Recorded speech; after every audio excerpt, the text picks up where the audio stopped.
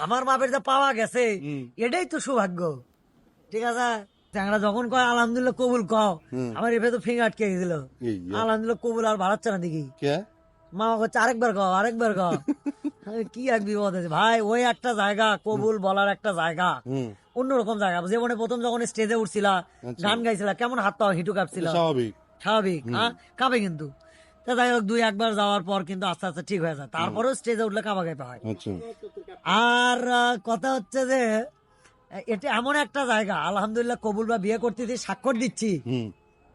কলম আর চলে না, মনে হয় কি করতে যাচ্ছি।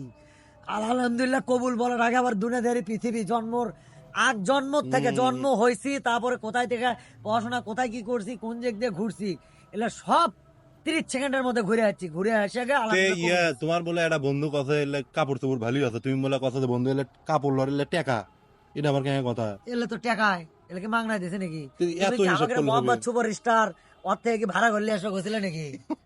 চ্যাংরা, আমার বাপের যা পাওয়া গেছে হুম। এটাই তো সৌভাগ্য।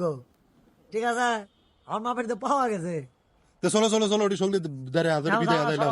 কান্দাকাটি শেষ কত হোক। বউ ওটি একলাই বসে আছে বারে। যাও না, কান্দাকাটি হোক। বউ তারপরে ওটি যে একলাই পায়রা বসে আছে। বলছে না, মোতার সেন নাই, এখন এটা খুলে মতবো কেমন, সেই টেনশনে আছি। কি আর তাহলে কি বল।